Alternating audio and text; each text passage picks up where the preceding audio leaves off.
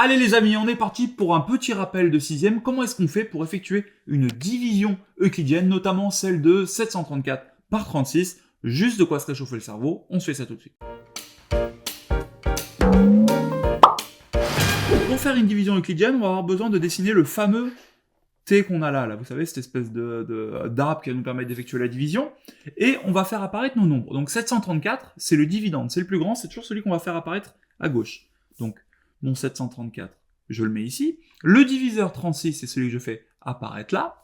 Pour le vocabulaire, on se le marque, là j'ai le dividende, à ne pas confondre avec ce que mettent les actionnaires dans la poche.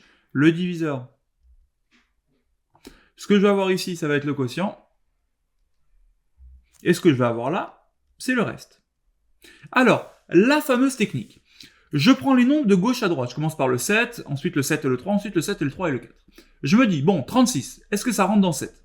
Non. Bon, faut que j'élargisse mon cercle.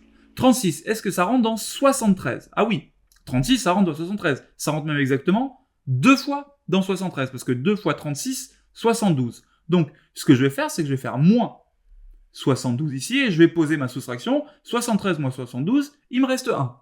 Sauf que, attention, il y a mon petit 4. Je descends mon 4, et là vous vous dites, ah ouais, ça me rappelle vraiment trop bien la 6ème, j'adorais, j'étais trop bien en 6ème.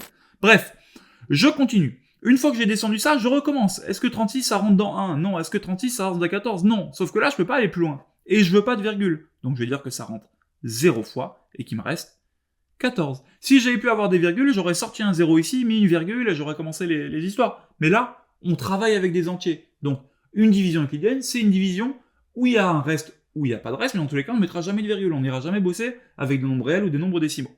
Donc, ce qu'on peut écrire, et ce qui est intéressant, c'est que 734, c'est A fois Q plus R. Ça, c'est le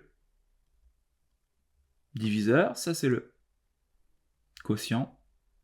Et ça, c'est le reste. Et ça va être la base de toute la congruence qu'on va voir après. Donc, vraiment, il faut que ça soit clair pour vous dans ce truc-là. Qu'est-ce que le dividende, qu'est-ce que le diviseur, qu'est-ce que le quotient, qu'est-ce que c'est le reste? D'où les petits exercices qu'on vous a mis en dessous qui font appel à ces petites connaissances un petit peu techniques.